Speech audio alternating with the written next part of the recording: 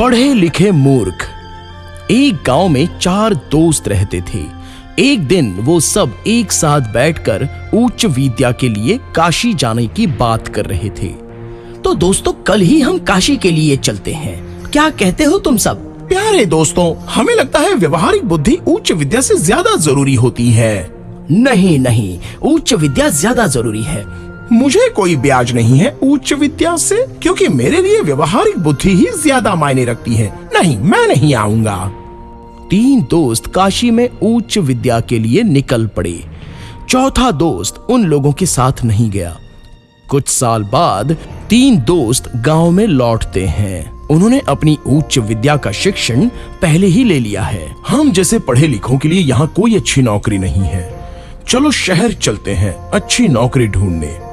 हाँ, तुम सही कहते हो। क्या मैं भी आ सकता हूँ तुम लोगों के साथ?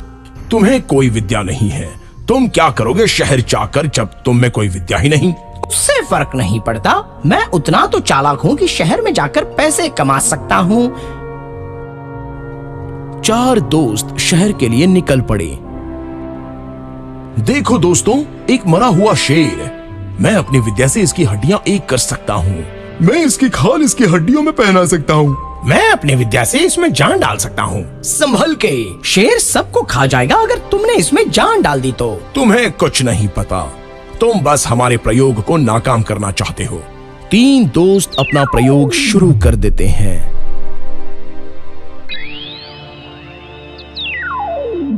ऐसा मत करो, एक बार और सोच लो, वो हम सबको मार डालेगा।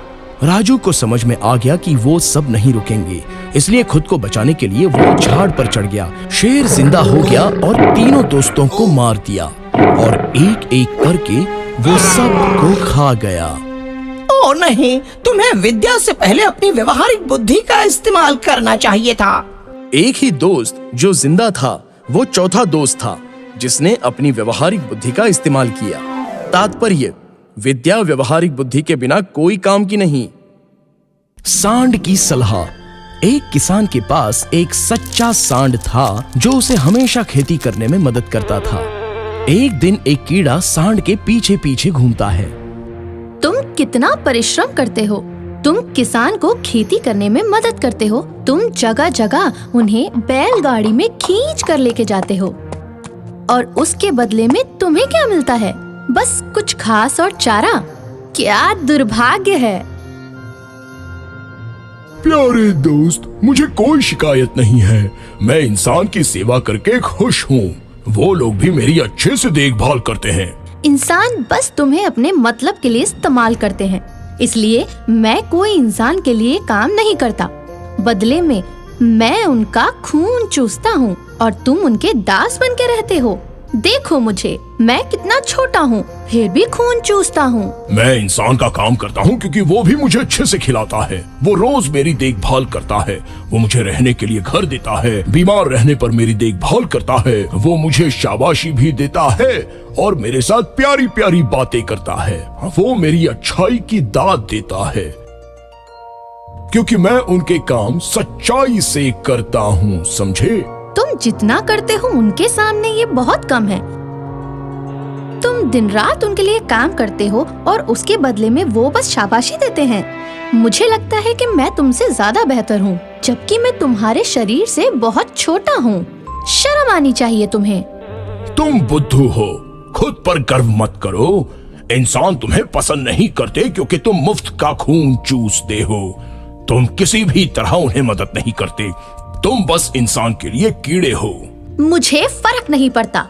सांड की सलाह ना सुनकर कीड़ा उड़कर चला गया। एक दिन रोज की तरह कीड़ा किसान पर बैठा खून चूसने के लिए। अरे शैतान कीड़े! खराब कामों का फल हमेशा खराब ही होता है।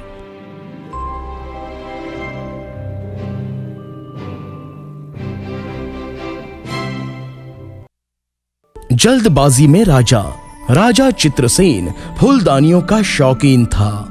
उनके महल में रंगों के आधार पर बहुत सारी सुंदर फूलदानियां सजाई गई थीं। उन सब की देखभाल करने के लिए एक लड़का को रखा गया था और उस लड़के को धमकी भी दी गई थी कि अगर फूलदानियों को कुछ हुआ तो दंड मिलेगा। एक दिन जब वो लड़का फूलदानी को साफ कर रहा था, तब एक फूलदानी हाथ से फिसल गई और टूट गई, और उसकी आवाज सुनते ही राजा जोर से दौड़कर चले आए।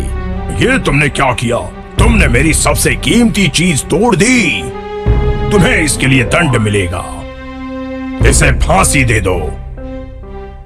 हे जहांपनाह, वो एक दुर्घटना थी। फूलदानी मेरे हाथ से फिसल गई थी। मैं आपसे विनती करता हूँ, आप मेरी जान बख्श दीजिए। लेकिन राजा ने उस लड़के को माफ नहीं किया। तुम्हारी आखिरी ख्वाहिश क्या है? कुछ भी मांग लो, मैं दूंगा, सिवाय तुम्हारे जीवन के। हे जहांपनाह, मेरी बस एक ही ख्वाहिश है। मैं सारे फूलदानियां दोबारा देखना चाहता हूँ। सैनिकों, मेरे महल में जाओ और एक बार में सारी फूलदानियां लेकर आओ। सैनिक महल में चले गए और सारी फूलदानियां लेकर आ गए। देख लो जितना मन चाहे, क्योंकि दोबारा कभी तुम्हें मौका नहीं मिलेगा। उस लड़के ने सारी फूलदानियां तोड़ दी और ये देखकर राजा बहुत गुस्सा हो गए। ये तुमने क्या किया? तुमने सारी फूलदानियां तोड़ दी। ओ राजा, मैंने वही किया जो मुझे करना चाहिए था। मैंने और कितने लोगों की जान बचाई है। ये कैसे हो सकता है? एक फूलदानी टूटने से मुझे मौत मिल रही है। कभी ना कभी ये फूलदानियां भी किसी और से टूटेंगी और उन सबको भी फांसी मिलेगी। इसलिए उन्हें बचाने के लिए मैंने ऐसा किया। अब बस मैं इकलौता ही मरूंगा।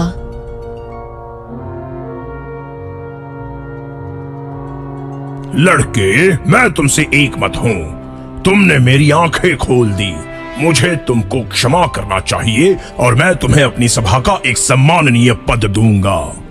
तात्पर्य, गुस्से में लिया गया निर्णय हमेशा गलत होता है, इसलिए जल्दबाजी में निर्णय नहीं लेना चाहिए। महान दान। बहुत दूर एक देश में महान राजा रहता था जो हमेशा गरीब दरिद्रों की मदद करता था। राजा महान दानवीर और दयालु था। उनके राज्य में एक गरीब किसान रहता था। उनकी एक शादी करने लायक बेटी थी, लेकिन गरीब किसान के पास शादी करवाने लायक पैसे नहीं थे। मुझे राजा के पास जाकर कुछ पैसे मांगने चाहिए अपनी बेटी की शादी करवाने के लिए। अगले दिन राजा से मिलने के लिए किसान रवाना हो जाता है। मैं भूखा और थका हुआ हूँ। छांव में बैठकर रोटी खा लेनी चाहिए, जो मेरी बेटी ने मुझे यात्रा के लिए बना कर दी थी। जब किसान खाने बैठता है, तब एक भूखा कुत्ता किसान का खाना मांगने आ जाता है। इस कुत्ते को रोटी की जरूरत मुझसे भी ज्यादा है। किसान वापस राजा से मिलने अपनी यात्रा शुरू कर देता है। कुछ देर और यात्रा करने के बाद किसान राजा के महल में पहुंचता है। कौन हो तुम और बताओ क्या चाहते हो मुझसे? हे महाराज, मैं एक गरीब किसान हूँ। एक छोटे से गांव से आया हूँ। मुझे मेरी बेटी की शादी करवानी है, लेकिन मेरे पास उतने पैसे नहीं हैं, इसलिए आपके पास मैं मदद मांगने आया हूँ। अच्छा किसान, मैं तुम्हारी मदद करूंगा, लेकिन उसके पहले तुम प्रतिज्ञा करो कि तुमने अच्छे काम किए हैं। हे राजा, मैं क्या अच्छा काम कर सकता हूँ? मैं बस एक गरीब किसान हूँ।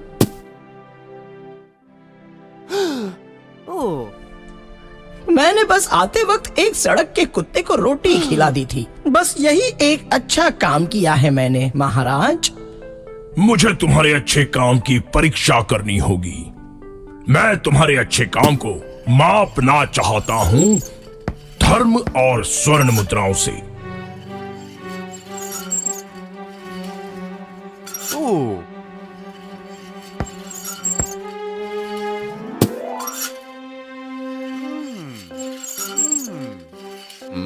किसान, तुमने क्या जादू किया है? इतनी स्वर्ण मुद्राएं देने के बाद भी अच्छाई थोड़ी भी कम नहीं हुई है तुम्हारी। ओह देखो राजा, मैं गरीब किसान हूँ, क्या जादू कर सकता हूँ? राजा इस आश्चर्य के बारे में अपने दरबार में प्रस्तुत सभी मंत्रियों से बात करता है। राजा, ये अंतर तो इसके गुणों का है। आप दान करते हैं, इनसे आपको कोई फर्क नहीं पड़ता, लेकिन उसे जो जरूरी था उसी को उसने दे दिया, जो उसे जिंदा रहने के लिए चाहिए था। उस कुत्ते को बचाने के लिए वो अपना जीवन दे रहा था। जरा देखिए उसे, वो अभी भी भूखा है। राजा किसान से इतना खुश था कि उसकी बेटी की शादी का खर्च शाही खजाने के बराबर था। तात्पर्य, बलिदान ही सबसे बड़ा दान है। अच्छे काम करो और अच्छे फल पाओ।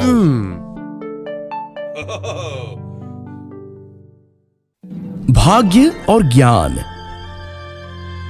एक दिन भाग्य की देवी और ज्ञान की देवी में तर्क होता है अपनी शक्ति को लेकर। मैं तुमसे ज्यादा ताकतवर हूँ। नहीं, तुम नहीं, मैं तुमसे ज्यादा ताकतवर हूँ। चलो परीक्षा करते हैं। भाग्य और ज्ञान अपनी शक्ति का प्रयोग एक छोटे से गांव के किसान पर अपनाएंगे। पहले भाग्य अपनी शक्ति दिखाने के लिए गई। उसने पूरे गेहूं से भरे खेत को मोतियों से भर दिया। अगले दिन किसान अपना खेत देखकर चौंक गया। मैंने पहले कभी ऐसा नहीं देखा। उसी समय राजा भी वहां से गुजर रहा था और वो भी किसान के खेत में मोती उगते हुए देखकर चौंक गया। ओ किसान, पूरी फसल मेरे महल में ले आओ। मैं तुम्हें बहुत सारी संपत्ति दूंगा और साथ ही साथ मेरी बेटी से शादी भी करवाऊंगा। जहां पन्हा, मैं आपकी इच्छा स्वीकार करने के लिए बहुत खुश नसीब हूँ। राजकुमारी से शादी करने के बाद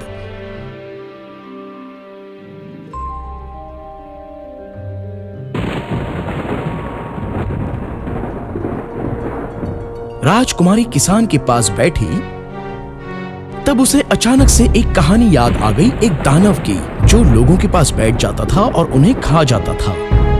उसने राजकुमारी को दानव समझा और वो उस महल से भाग निकला।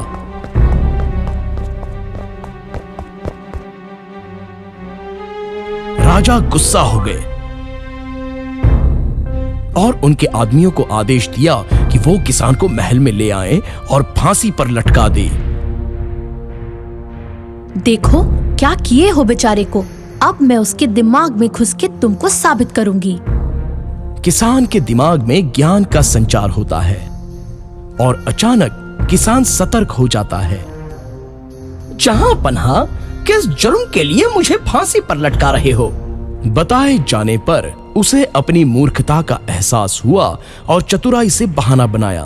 पिछली रात मैंने एक नदी में डूबते हुए आदमी को मदद के लिए रोते हुए सुना। मैं दौड़कर उसे ही बचाने गया था, क्योंकि सुना है अगर शादी के दिन कोई डूबकर मरता है तो हम दोनों को कभी भी जीवन में खुशी नहीं मिल पाएगी। मैंने जो किया आपकी बेटी के लिए किया। इस बहाने से राजा बहुत प्रभावित हुए। ज्ञान ने आखिरकार साबित कर दिया कि वो भाग्य से भी परे है। किसान और राजकुमारी खुशी से रहने लगे। तात्पर्य, ज्ञान भाग्य की सुरक्षा है। ज्ञान भाग्य से जरूरी है।